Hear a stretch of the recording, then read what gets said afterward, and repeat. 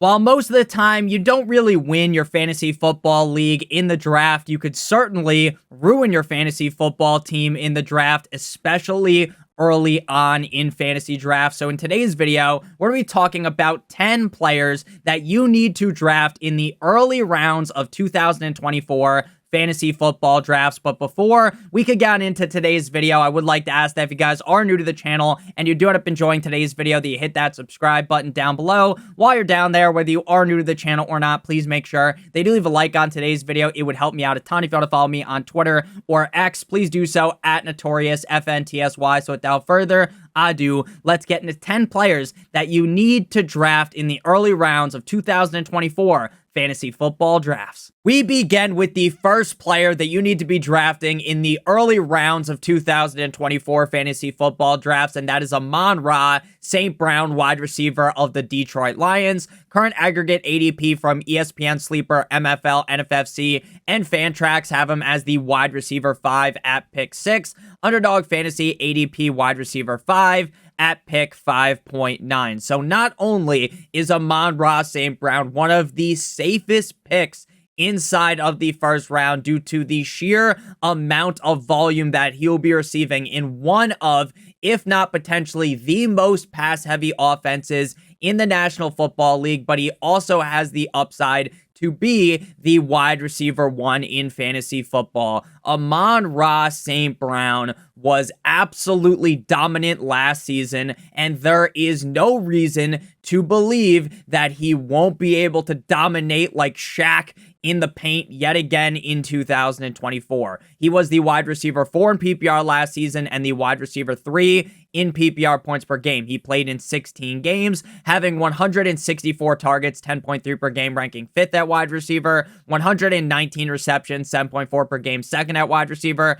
1,515 receiving yards, 94.7 per game, 3rd at wide receiver, and 10 total touchdowns, 5th at the wide receiver position. In terms of efficiency, he ranked 7th in yards per route run, 12th in true catch rate percentage, and 5th in contested catch percentage, while having the 8th highest ranked target accuracy in an offense under Dan Campbell that wants to score a million points, that wants to throw the ball early and often in games. The upside for Amon-Ra St. Brown is incredible. Now, I'm not going to sit here and lie to you and tell you that I have Amon-Ra St. Brown penciled in to get 1,900 or 2,000 receiving yards. But when you are receiving 10.3 targets per game, which I think is entirely possible to be replicated in 2024, it wouldn't be all that crazy if Amon-Ra St. Brown finished as the leading wide receiver in terms of yards at the National Football League level. He could also easily score 8+ total touchdowns. Again, he scored 10 touchdowns last year. Ever since Amon-Ra St. Brown was a hot commodity, a hot pickup off of the waiver wire a couple of years ago, he has never looked back. He has been one of the best wide receivers in the NFL. He got a nice contract because of it, and I believe that he is going to be able to put up yet another huge season as a top 5 wide receiver, coming off the board as the wide receiver 5, with the upside of being a top 3 wide receiver, just like he was last year in points per game. And he could certainly finish as the wide receiver number 1. He also played through a majority of last season with his oblique torn off the bone. So this is a real hard motherfucker. He is going to play regardless of injury. As long as he's able to suit up, he's going to play. I love Amon-Ra St. Brown, and I think this season will be his best season yet. At number 2, we got Breece Hall, running back of the New York Jumbo Jets. Current aggregate ADP running back 3, tied for pick number 8. Underdog Fantasy ADP running back 3 at pick number 8. Now, when we compare Breece Hall to Bijan Robinson, I personally would lean with Bijan Robinson. We have talked about Bijan Robinson a bunch recently, so I decided to talk about Breece Hall this time, but I only lean the way of Bijan by a very small margin. I think that Breece Hall could easily be the running back one this year. And if Breece Hall ends up as the running back one, he could easily be the number one overall pick in 2025 fantasy football drafts last year, despite the fact that Aaron Rodgers goes down and basically puts the nail in the coffin on the Jets season. Breece Hall was still able to be fantastic. Running back 6 in PPR points per game, running back 2 in PPR. 17 games played. He had 223 carries, 13.1 per game, ranking 14th. 994 rushing yards, 58.5 per game, ranking 13th. 95 targets, 5.6 per game, first. 76 receptions, 4.5 per game, first. 591 receiving yards, 34.8 per game. You guessed it, first. And 9 total touchdowns, 12th. He ranked 11th in yards per touch, 3rd in yards created, and 1st in dominator rating. As long as Aaron Rodgers is just like 70% of what he used to be in Green Bay, then Breece Hall is going to have that upside to be the running back one. Again, last year, Breece Hall was essentially stranded on an island, Lost style, right? Breece Hall was put into the worst scenario. He was like a soldier on D-Day in one of those boats, and then the front of the boat comes down where you're supposed to run out, right? And everyone around him gets shot. But he was the lone survivor, like the movie, right? He was able to make it out of an awful situation with Trevor Siemian and Zach Wilson, the MILF Hunter, as the starting quarterbacks of the team. So if Breece Hall was able to put up those solid of numbers with absolute bums at the quarterback position, imagine what he's going to be able to do when the Jets offense is able to control the game. They're able to run the ball a lot more later in the game. They have one of the best defenses, if not the best defense in the NFL. So Breece Hall is going to be put in a prime situation to run the ball late in games. So I love Breece Hall this season. At number 3, we got Brandon Aiyuk, wide receiver of the San Francisco 49ers. Current aggregate ADP wide receiver 13 at pick 22. Underdog Fantasy ADP wide receiver 16 at pick 21.8. Now, there have been a lot of rumors about Brandon Aiyuk getting traded to this team, to that team, but ultimately, based upon the most recent reports, Brandon Aiyuk seems like he is going to be a 49er this season. I told everyone when all those reports were coming out not to panic. He was going to be a 49er, but now it seems even more certain that that will be the case. Last year, Brandon Aiyuk in San Francisco was the wide receiver 14 in PPR and the wide receiver 15 in PPR points per game. 16 games played, 105 targets, 6.6 per game, 30th. 75 receptions, 4.7 per game, 24th. 1,342 receiving yards, 83.9 per game, 7th. And 7 total touchdowns, 18th. In terms of efficiency, Aiyuk was one of the most efficient wide receivers in the NFL last season. 3rd in yards per route run, 2nd in yards per target, 2nd in yards per reception, and 9th in true catch rate. Doing so with Brock Purdy coming off of a very serious injury that he suffered in the 2022 NFL playoffs up against the Philadelphia Eagles. You remember when they were talking about how Brock Purdy might have to play fucking lefty in that game, and then the Eagles just beat the ever-living shit out of the 49ers, but that was because Brock Purdy got hurt, and he played all of last season after that injury and looked solid. So I think there's a chance that Brock Purdy comes out in 2024, another year removed from the injury, looking even better.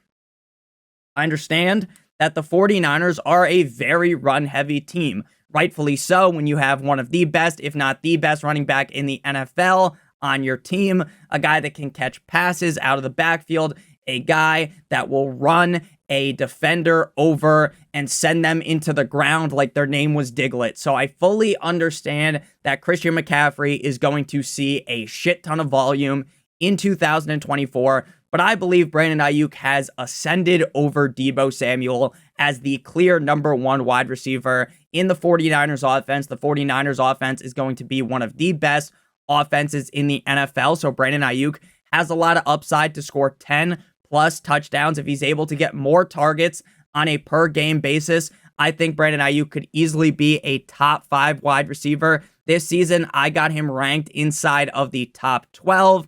Currently coming off the board as the wide receiver number 16 is a huge value in my opinion. At number 4, we're going back to the running back position with Devin Two Chains, running back of the Miami Dolphins, aggregate ADP running back 9. At pick 24, Underdog Fantasy ADP running back 7.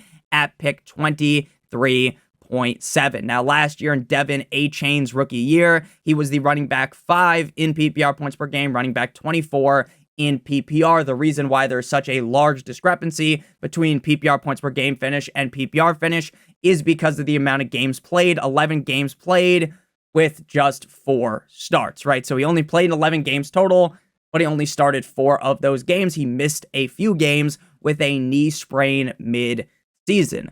Now, despite not being the lead back on the team and Raheem Mostert being the guy, Achane had 103 carries, 9.4 per game, ranking 47th, with 800 rushing yards.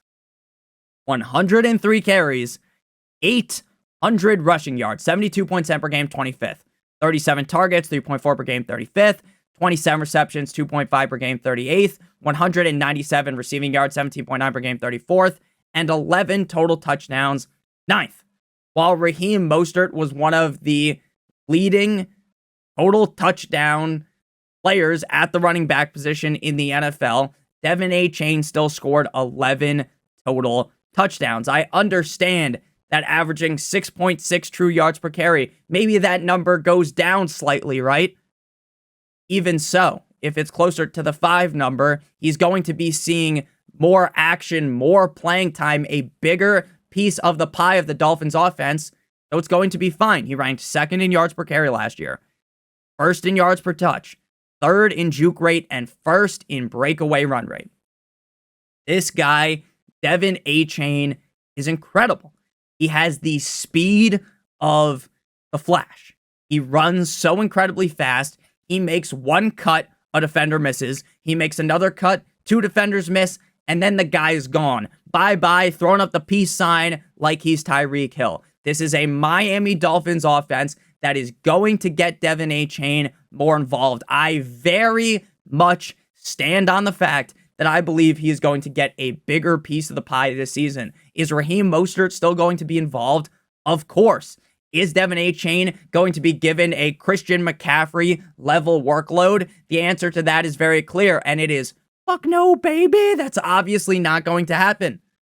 But even if he just gets a bump to 13 carries per game, and he's still getting his around 3 targets per game in an offense that is going to run up the score on defenses, Devin Achane's upside is top 5 yet again, and you can get him as the running back 9.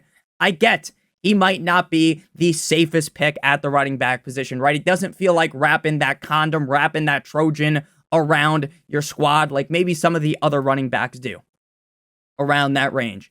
But because of the upside, because of the amount of speed burst that Devin Achane possesses, the upside is too high for me to pass on him. Also, his teammate, Raheem Mostert, who I like at ADP going much later. Guy's old. That's a guy that gets hurt lacing his cleats up before the game. So while I'm a huge fan of Raheem Mostert based upon ADP, and while I will tell you if you don't get Achane, go ahead and draft Mostert, there's a chance that because of age, because of injury history, Mostert is not even a part of this equation halfway into the season.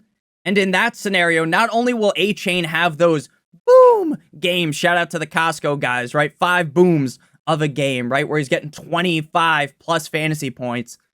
He's going to be way more consistent. So Devin Achane, I think we're going to get a lot more consistency in general this season. More touches, more, probably similar amount of targets, more consistency out of Devin Achane. Again, you are going to want pieces of one of the most, if not the most explosive offense in the NFL with one of the most explosive running backs in the NFL. At number 5, we got Travis Kelce, tight end of the Kansas City Chiefs, Mr. Swift himself.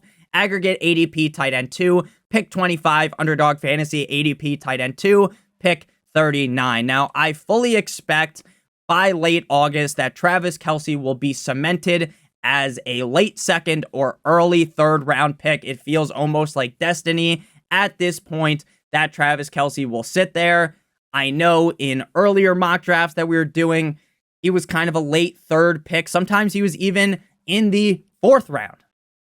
But now he's creeping up into the second round. And I think that's just because people kind of put the screws into their brain correctly, right? They fully understand that while Travis Kelce had one quote-unquote down season, this guy is still the best tight end in the NFL. He was the tight end 3 in PPR last year, tight end 1 in PPR points per game.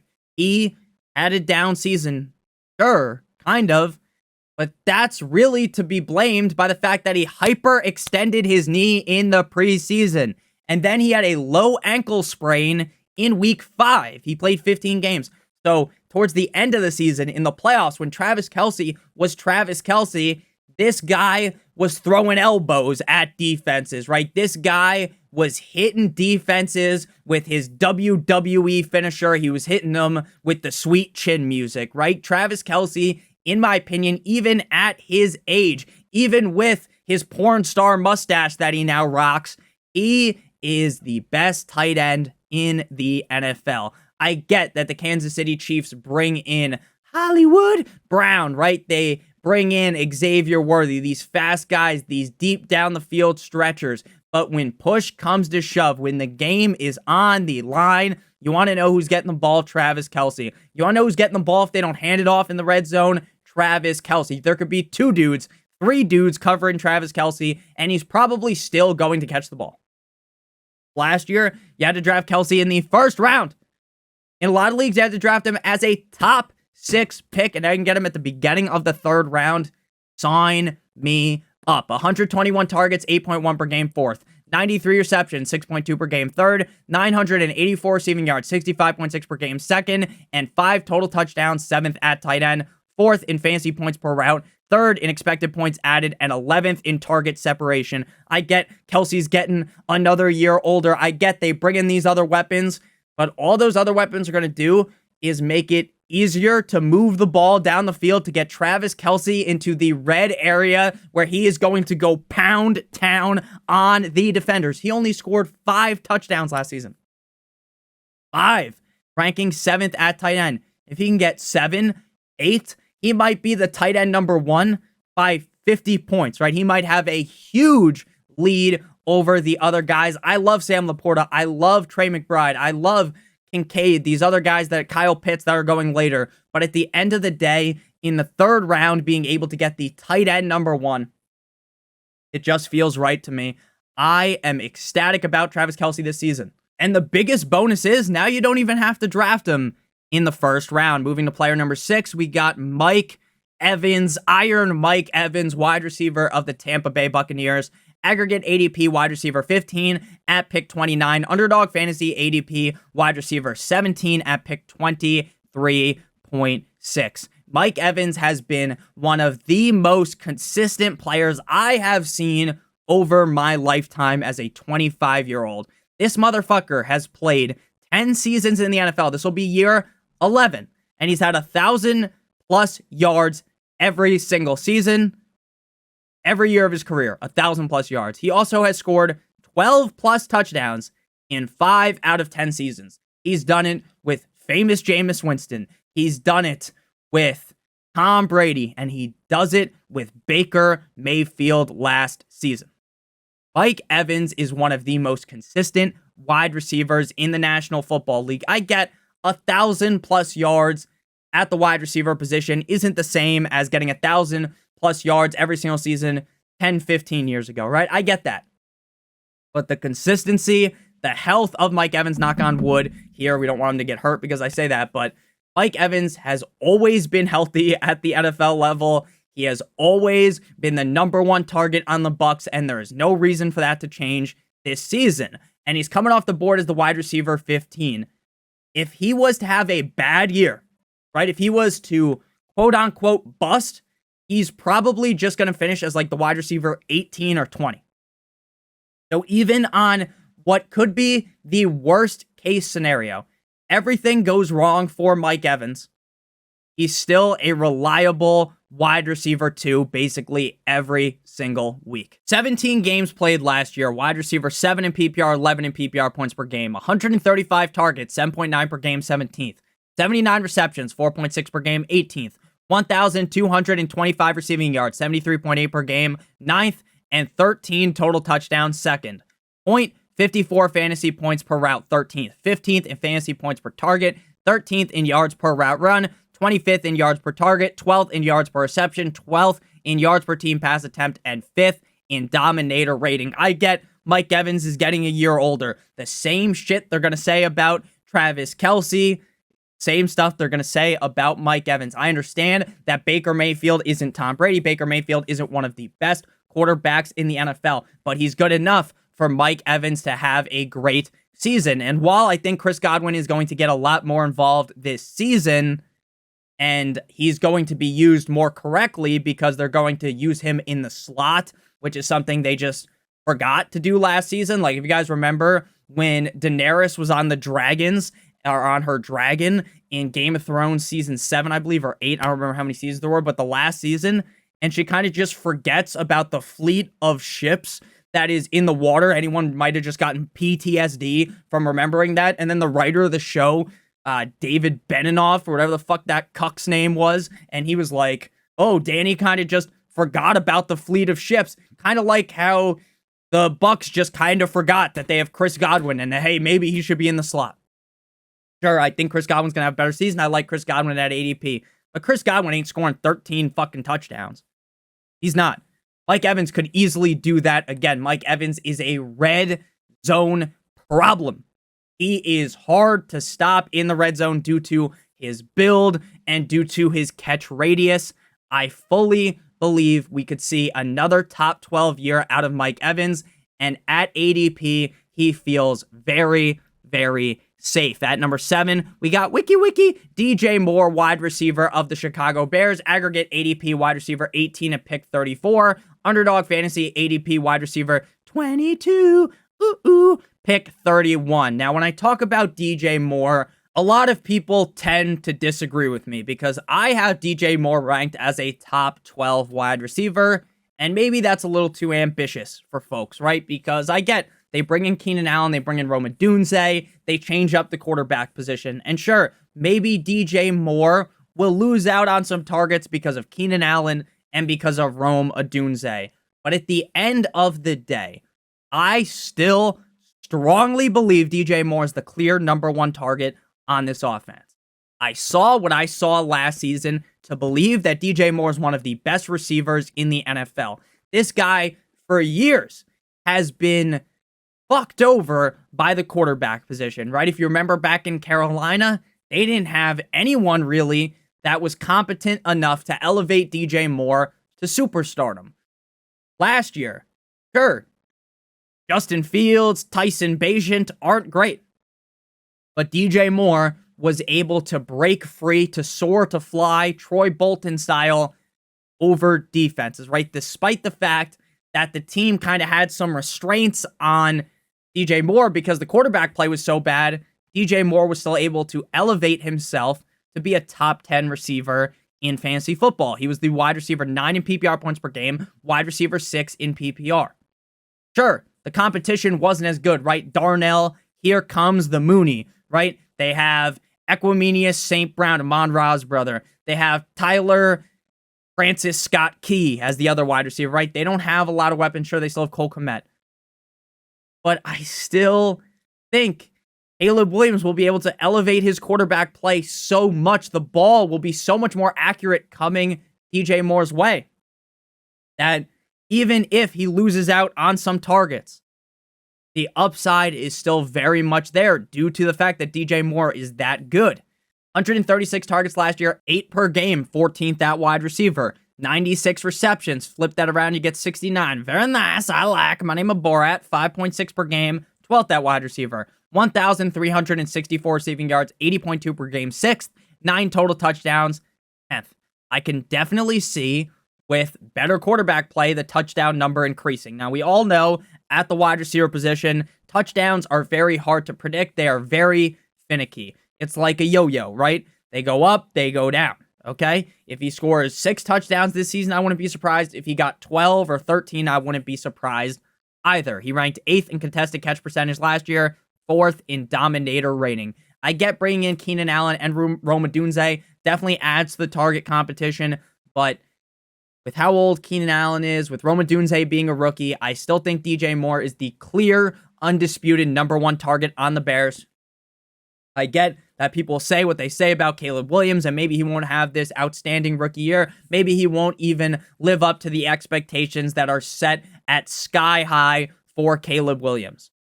But even if he doesn't live up to expectation, he's going to be better than Justin Fields and Tyson Bagent last year, which will be good enough for DJ Moore to potentially finish inside the top 12. At number 8, we got Lamar Jackson. Now, I figured I needed to include a quarterback in this video. If you aren't someone that wants to pay the heavy price of what it feels like Josh Allen, Jalen Hurts are going to be in a lot of these redraft leagues where he might be going in the 3rd round, sometimes in the 2nd round, those guys, you're able to get Lamar Jackson a little bit later, most of the time in the 4th round. Aggregate ADP quarterback 4, pick 39. Underdog Fantasy ADP quarterback 3 at pick 46.5. I understand that adding Derrick Henry might be scary to some because, Lamar Jackson might get some of his touchdowns, quote-unquote, vultured by Derrick Henry. Guess what? Gus Edwards scored a gazillion touchdowns last season, and Lamar Jackson was still the quarterback 3 in points per game, quarterback 4 on the season. 2nd year of Zay Flowers, Mark Andrews hopefully healthy, and then maybe one of those other wide receivers on the team like Rashad Master Bateman are able to elevate their play, and they have a decent wide receiver core. But having Mark Andrews and Zay Flowers alone is enough for me to feel confident in Lamar Jackson, especially since I feel as though Zay Jones is going to be way better in his 2nd year, and he was already fucking great in his rookie season. 16 games played last year, ranking 17th in pass attempts, 17th in completions, 15th in passing yards. He ranked 11th in passing touchdowns with 24 at a 5.3% rate. Quarterback passing touchdown rate is important, in my opinion, because it kind of tells the tale of the season. Lamar Jackson is a solid quarterback. Is he one of the best passers in the NFL? Of course not. The reason why you like Lamar Jackson so much for fantasy football is because rushing ability, but a lot of people make fun of his passing ability when he's solid. Again, is he one of the best in the NFL? No, but he is good. Okay, it's not like he's throwing fucking ducks up in the air. He's throwing a ball, and that thing is wobbling like some ass at the club, right? 5.3% passing touchdown rate. Around 5 is pretty good, right? If Mahomes threw 5% passing touchdown rate, you'd probably think, hey, it'll be a little bit higher next year. But Lamar, he's good. 5.3% rate, very repeatable. Now, if Lamar threw 7% touchdown rate, you'd be like, okay, that number is going to go down big time in 2024. So basically, anywhere around 24 passing touchdowns feels pretty normal for Lamar, playing 16, 17 games. 7 INTs, 0.4 per game. And obviously, the big kicker for Lamar is the fact that the guy is just insane at running the ball. 148 carries, 2nd at running back, or quarterback. Sorry about that. 821 rushing yards, 1st at quarterback, and 5 total touchdowns, 4th. I definitely see him scoring a couple more touchdowns than that, but around 800 rushing yards feels very fair for Lamar Jackson. He is, in my opinion, the best rushing quarterback in the NFL. He is very well balanced in terms of build all around. Again, I'm not going to sit here and give the gawk 9,000 to his passing ability because he's not one of the best passers in the NFL, but he makes up with it with his legs. He ranked 4th in true passer rating last year, 4th in QBR, 3rd in EPA, 5th in pressured completion percentage, 4th in red zone completion percentage, and 1st in fantasy points per dropback. It shouldn't be a shocker at all if Lamar finishes as the quarterback 1, and you are getting him at a potential 2-round discount compared to guys like Jalen Hurts or Josh Allen. So Lamar Jackson, even with Derrick Henry there, the upside is incredible. So I love Lamar Jackson inside the 4th round. If you want to push the quarterback button early, I think Lamar Jackson is probably your best bet right now due to ADP. Again, if Lamar and Allen and Hurts were all sitting there in the 4th round, I'd say, hey, you probably should go with Hurts.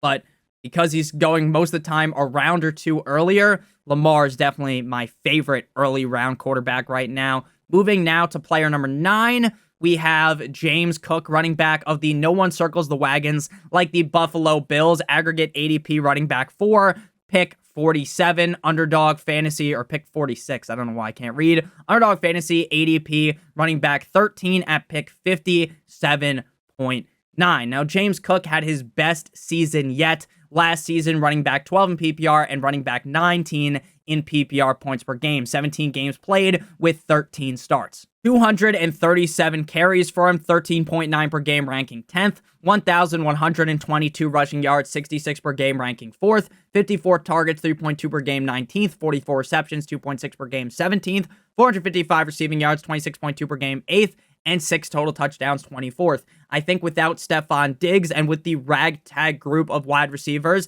that the Buffalo Bills have right now, I think it is more likely that they try to run the ball even more in 2024. I also think it's going to be a lot more likely that Josh Allen looks to check the ball down more this season, which will help out James Cook. Sure, they did just draft another running back, but I don't think that guy is even in the same stratosphere as James Cook. James Cook also incredibly unlucky in the touchdown category last season, just 6 total touchdowns, only 2 rushing touchdowns. I understand when you have a dude as big as Josh Allen who can just overwhelm the defense on the goal line in the red zone, have 2 dudes holding on to him, and he just flicks them off like a fucking booger, sends them into the stands, and he walks into the end zone, right? I get that, but I think James Cook should score more touchdowns than last season, and I highly doubt the number goes lower, right? If he scores 6 again, I guess that wouldn't be all that crazy. If he got 3, though, that would be pretty crazy, right? He ranked 12th in true yards per carry, 5th in yards per touch, and 3rd in expected points added in terms of efficiency stats. So again, with the Bills not having the greatest wide receiver weapons, which to me means I think they're going to try to run the ball more, plus get James Cook even more involved in the passing game. The fact that James Cook has been very unlucky in terms of touchdowns through his first 2 years at the NFL level, I think James Cook is very talented. He is not necessarily the biggest guy, so that does kind of fuck him on the goal line, but you can still try to jam him in there. I think James Cook will be better than he was last season as the running back number 14 at ADP, like in the 4th round. If you jam wide receiver, or you go maybe wide receiver, tight end. You're jamming the wide receiver position early. Would I like a better running back than James Cook as my running back 1? Maybe, but if you have 3 elite wide receivers or 2 elite wide receivers and a tight end, I would feel so confident in that scenario with James Cook as my running back 1, with the upside that he possesses, with the upside this offense has. And again, getting so unlucky in terms of touchdowns, I feel like the tide is going to shift. And if he just gets 10 touchdowns this season, he could easily be a top 10, top 8 running back. And again, while not many people talk about this, that James Cook is a very above average pass catching back. Again, he's not McCaffrey out there, but if he does get more targets, he's definitely proficient in the pass catching game. Now moving to player number 10, the final early round player that you should be drafting. We got Joseph Mixon, running back of the Houston Texans, aggregate ADP running back 15 at pick 48, underdog fantasy ADP running back 14 at pick 61. Speaking of Underdog Fantasy, they are the sponsor of today's video. If you guys are new to Underdog Fantasy and click on the link in the video description or use promo code Notorious, you can claim your special pick plus up to $250 if you are a first-time depositor. Underdog Fantasy is my favorite place to do best ball drafts this summer. If you don't know what best ball is, it's the best part about fantasy football, and that's the draft. All you do is draft, and that's it. There's no waivers, no trades, no in-season management. All you have to do is draft your team, and at the end of every single week, Underdog Fantasy will put the highest score into your lineup for you. Underdog Fantasy, in my opinion, has the best tournament as well. $25 to enter, $1.5 million to first place. If you don't like that high of an entry fee, there's going to be contest release for $3, $5 entry fees, $10 entry fees as the summer goes along. Again, promo code Notorious, or click on the link in the video description for your first match deposit of up to $250, as well as that special pick. So promo code Notorious, or click on the link in the video description. If you have a gambling problem, make sure you call 1-800-GAMBLERS. Back to the video here. Joe Mixon, running back of the Houston Texans. So Joe Mixon last year was on the Bengals, and the Bengals were a roller coaster ride of a team, right? They start off the year, Joe Burrow's banged up, doesn't go well, right? Then Joe Burrow gets healthy, everything is on the up and up, tip-top shape, squeaky clean, and then Joe Burrow gets hurt again, and everything goes wrong. Despite that, though, Joe Mixon was treading water, and honestly, he was more than treading water because he was running back 6 in PPR and running back 11 in PPR points per game on a Bengals team that was just so up and down weekly. 17 games played for Mixon, 257 carries, 15.1 per game, 5th. 1,034 rushing yards, 60.8 per game, 8th. 64 targets, 3.8 per game, 13th. 52 receptions, 3.1 per game, 9th. 376 receiving yards, 22.1 per game, 12th, and 12 total touchdowns, 6th. All numbers inside of the top 13 at the running back position. Again, on a Bengals team that was not sailing smoothly, right? It was like sailing in some water where everything's rough, right? The boat is bouncing up and down. Pause. There's like it's like the Titanic. There's a huge iceberg in front of them, right? And while a lot of the players ran straight into that iceberg and were fighting to stay on a board with their girlfriend, like in the Titanic movie, Joe Mixon was, somehow he was just warm, right? He had a great time. Running back 6 in PPR, 11 in PPR points per game, 6th in yards created, 10th in dominator rating, 14th in evaded tackles. Joe Mixon's another one of these guys that's a little bit older, so people will panic. It seems like everyone's a bit ageist now in fantasy football, right? Where people just heavily base their takes off of age, right? Joe Mixon's getting a little bit older, so now he's just fucking finished, right? He's basically halfway into a retirement home. He's walking around falling over like Joe Biden, right? He's like on his bike and he falls over. Trying to walk upstairs, falls over, right? Joe Mixon ain't that old, okay? Joe Mixon, still a reliable running back, and now he goes from one of the best offenses in the NFL to another one of the best offenses in the NFL with a stacked wide receiver room with a lot of upside to score 10 plus touchdowns. Dameon Pierce, Cam Akers, they don't hold a candle to Joe Mixon. So Mixon's the clear workhorse running back on a team that's going to score a lot of points that you can get in the 4th round. That was reliable on a team that wasn't very good last year. So the path to the top 12 for Mixon is pretty easy, right? Just be what you were last year, and you get it. And if you are a little bit better, you could crack the top 5. So Joe Mixon to me feels like a very safe pick. Wrap that latex around, maybe wrap that sheepskin around your team if you're freaky like that. I love Joe Mixon right now at ADP. So thank you guys all so much for watching. If you ended up enjoying today's video, make sure you guys hit that subscribe button down below while you're down there. Whether you are new to the channel or not, please make sure you leave a like on today's video. It would help me out a ton. If you want to follow me on Twitter or X, please do so at NotoriousFNTSY. Check out one of the videos on your screen if you haven't seen them already. Love you guys all so much, and I'll see you guys soon with another banger of a video. Have a great one, and as always, good boy.